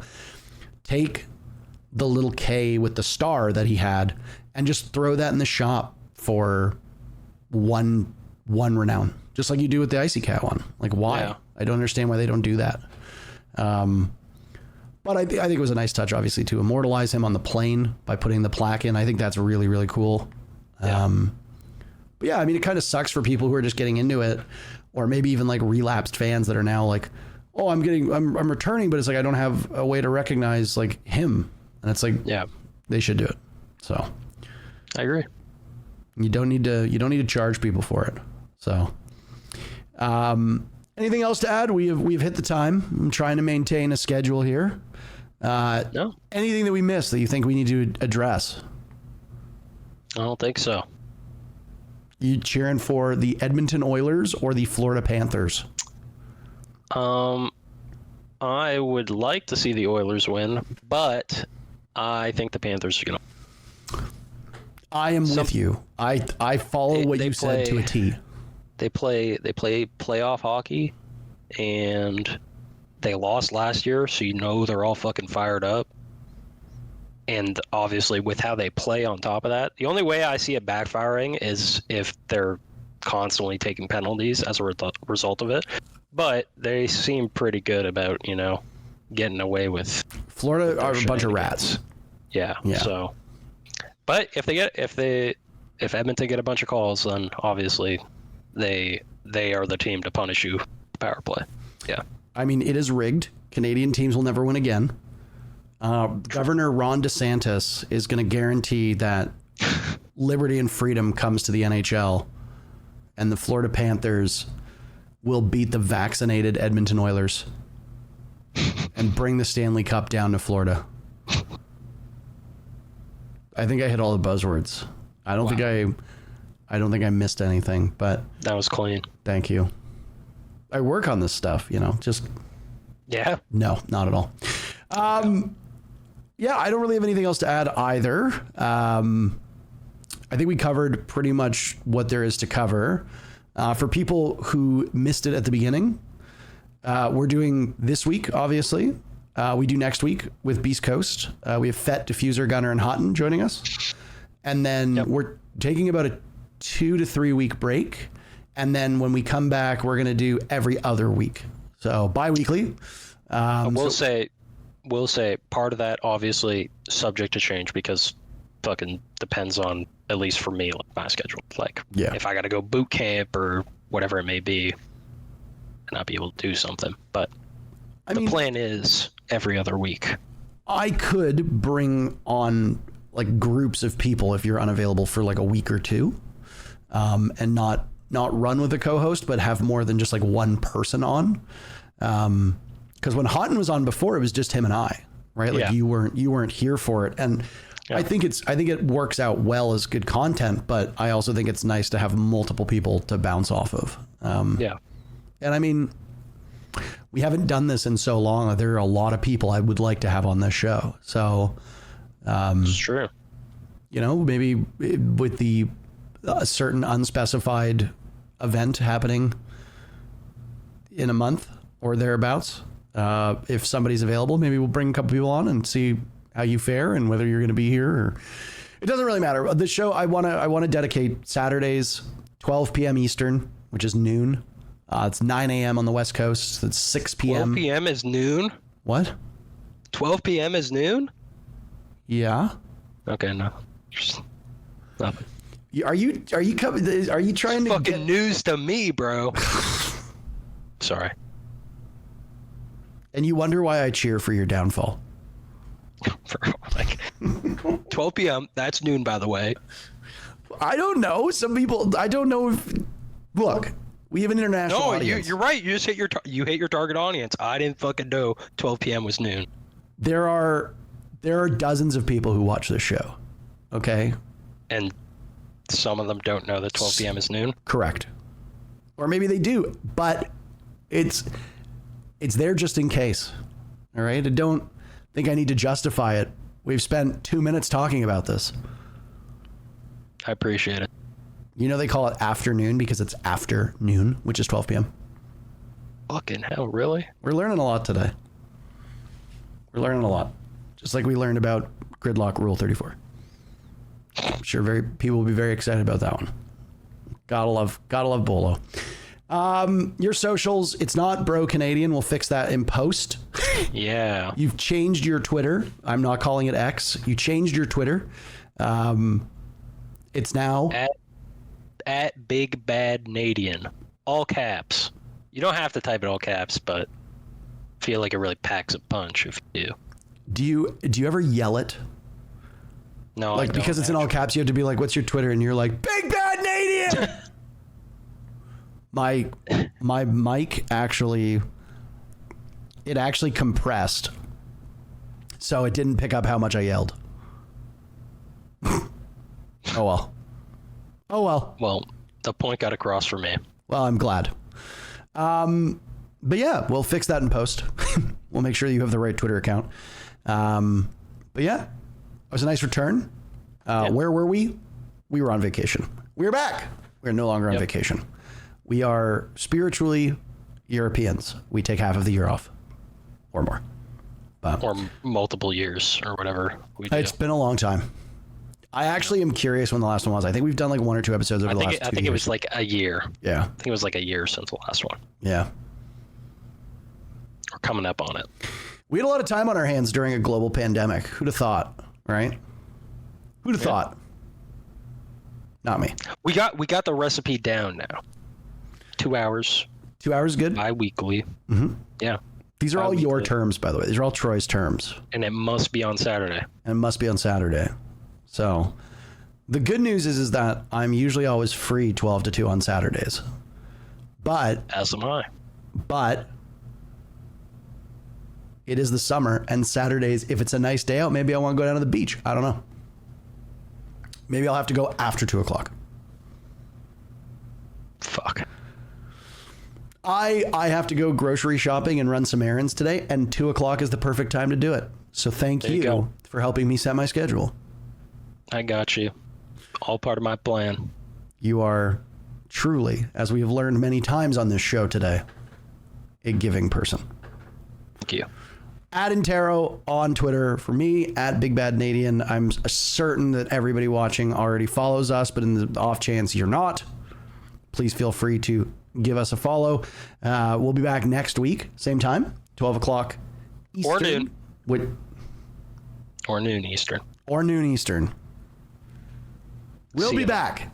And when we are back, we will be joined by the venerable champions, Beast Coast. And we will get to rub it in your face at noon o'clock next Saturday with Beast Coast. And then we'll be on a break. Thank you very much. If you made it all the way to the end of this content, I appreciate it greatly.